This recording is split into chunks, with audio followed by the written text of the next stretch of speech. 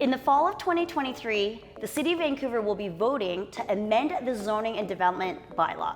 There are going to be a ton of changes which, if used properly, can benefit homeowners, builders, and developers alike.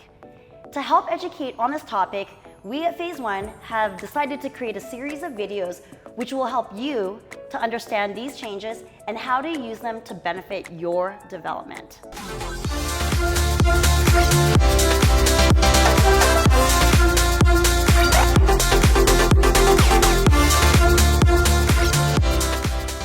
Hey everyone, welcome to Dream Homes with Kathy. I'm Kathy Yuen, an architectural technologist, custom home designer, and founder of Phase 1 Design. Hi, I'm Nicholas Petrie. I'm in business development for Phase 1 Design. I'm a building designer who also is deeply involved in government relations in Vancouver, the Lower Mainland, and BC as a whole. Our team at Phase 1 and I have helped over 700 homeowners design their dream homes. This channel is dedicated to sharing our knowledge with you, and we are super excited about this mini-series that we are dedicating towards the new regulations that are coming out for Vancouver bylaws. Today, we're going to be sharing a ton of technical information, so it might be a little bit overwhelming. Don't worry. What our team has done is created a bunch of resources that you can download for free down below. We've linked it down in the description, so feel free to check that out and download at your leisure. If you want to get a little bit more specific to your particular project with these new bylaws and new regulations, our team and I are happy to do a consultation with you. We have linked it down below, and in that consultation, we'll take a look at your address, new regs, and be able to give you some advice with regards to how it affects your particular project. All right, well, let's dive in. All right, everybody, so in this episode, we're gonna be giving a broad overview of all the changes to the regulations. I know for those of you out there who wanna do a deep dive into each specific type of development, we've actually created videos for each type of development and how it's going to be affected by the new regs.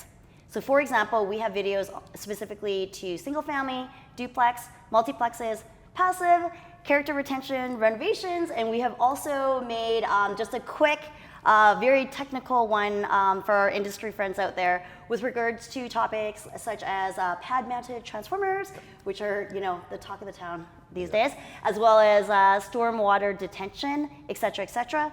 So make sure you check out the links below. All right, now let's dive into this video. Okay, well, let's start off with talking about the zoning in general. So as it stands today, Vancouver zoning, typically you have like the R zones, so call it like the RSs. Vancouver is now moving towards more of a blanket zoning, R1-1. So yeah, Nick, you want to expand on that? Sure. So right now, there is, for residential, RS, RT, and RM. So this is only affecting the RS zones. There are 10 of them. They're currently all being rolled into one, what they're now calling a residential, I believe integrated is the term they're using, zone, so R1-1. And it is going to take all of the various regulations, because all of those 10 zones had very different regulations, very different ways of calculating FSR and everything else. And that's all now being rolled into one combined zone. Yay. Which is going to simplify everything, as you will see in our further videos. Yeah. So on that point, so the first thing that everybody is paying attention to is floor space ratio. For example, as you're well aware, I'm just going to use RS1 as an example, because there are 10 different.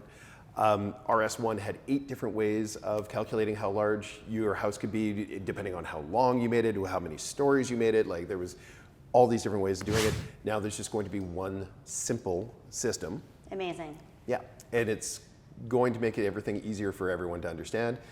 Sure, there's some complexities of collapsing 10 into 1, but it should be simpler for everybody to understand. Perfect. So, yeah.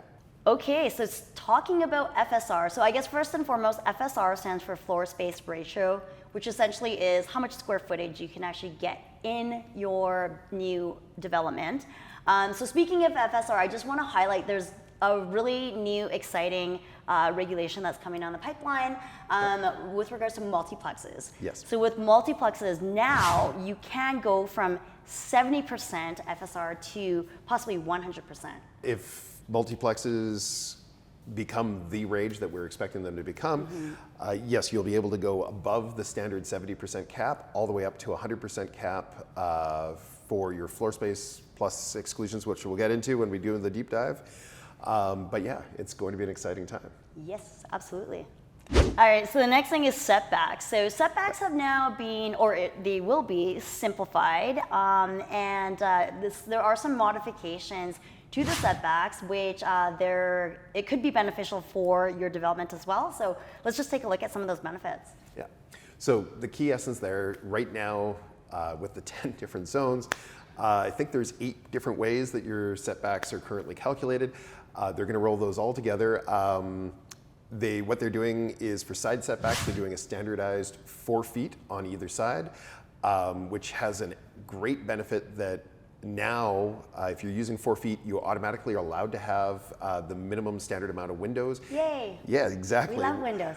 Yeah, whenever you designed with less than 4 feet as your setbacks, then you couldn't have any windows on that side, and it was very difficult to design around.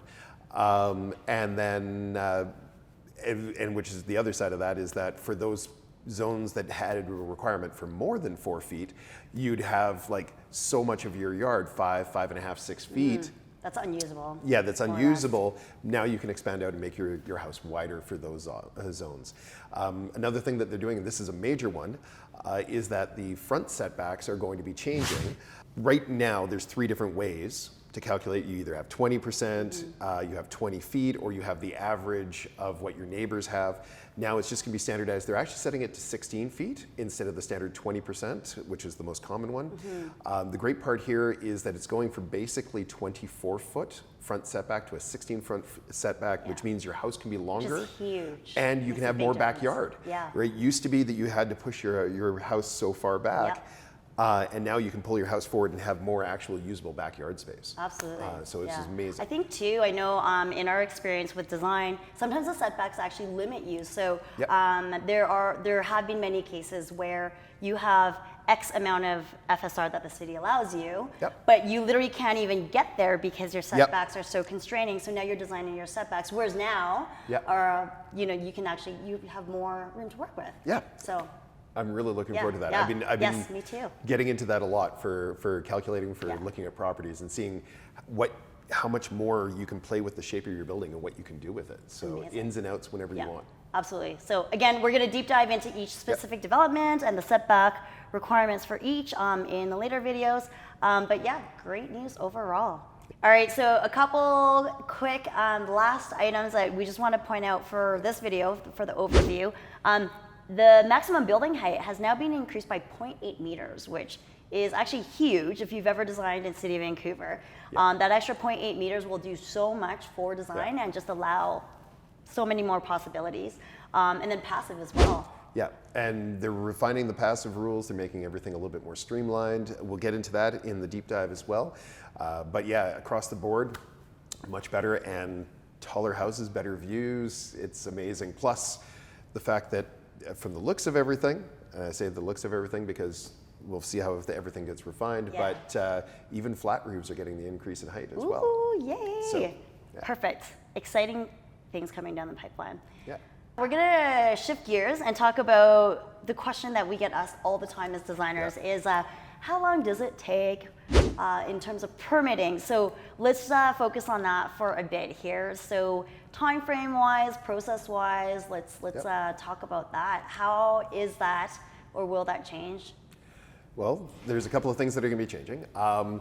So right now, I'm just going to quickly explain that, because there's one important thing to know. So there are building permits, which everybody is very used to. They generally take around 5 to 6 months for if you have a nice, clean design, which working with a qualified, experienced residential designer will help with.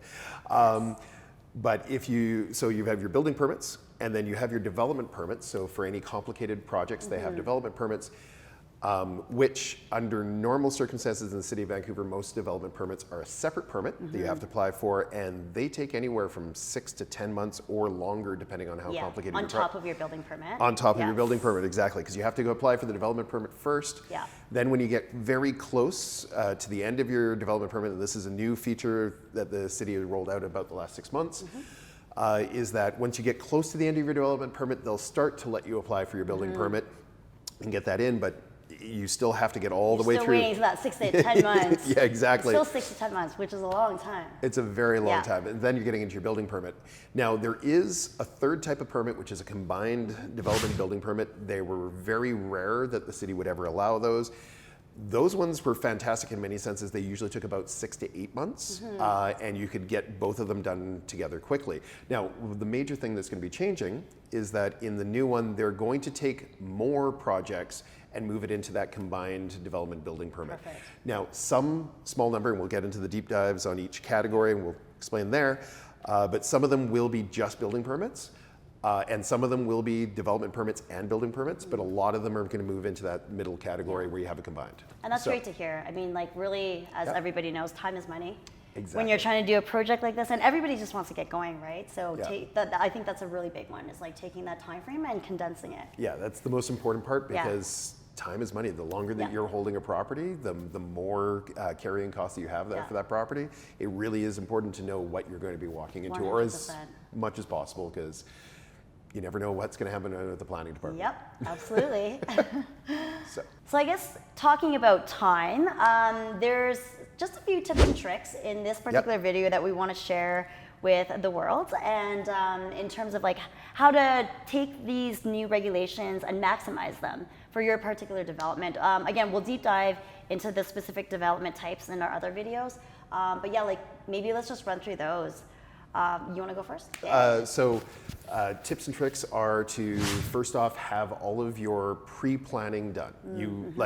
You want to have your surveys. You want to have, if it's a renovation, then your as-built drawings. You need to know if you need arborists. Report, Exactly. You know exactly where I'm going there. You need if your property has any easements or it's near an environmental zone, do you need to have what's called a qualified environmental professional or a QEP? Do you need their reports? Like there's so many things that before you get too far into your planning and your design, you need this information, which you Absolutely, know. yeah. May I add to that? Of course. So also like we talk a lot about like integrated design process, IDP. Yep.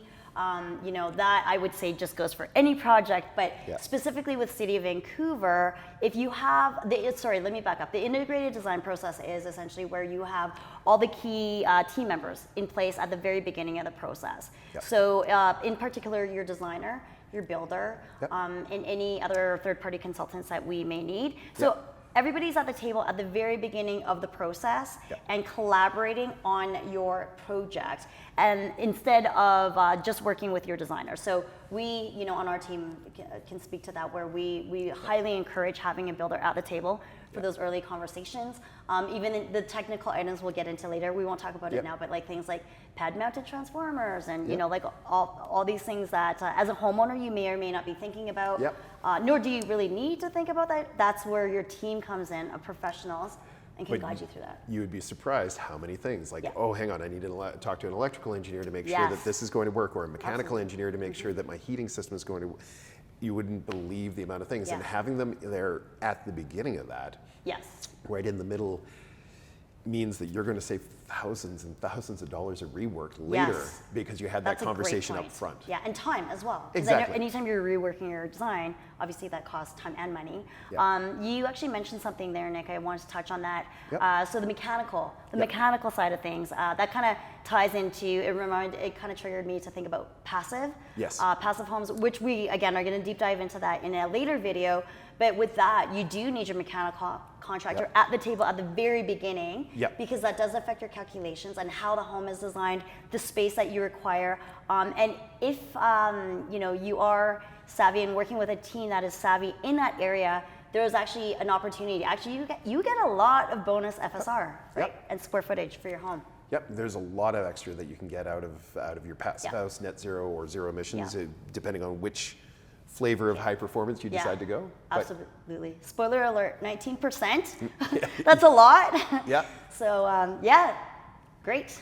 All right.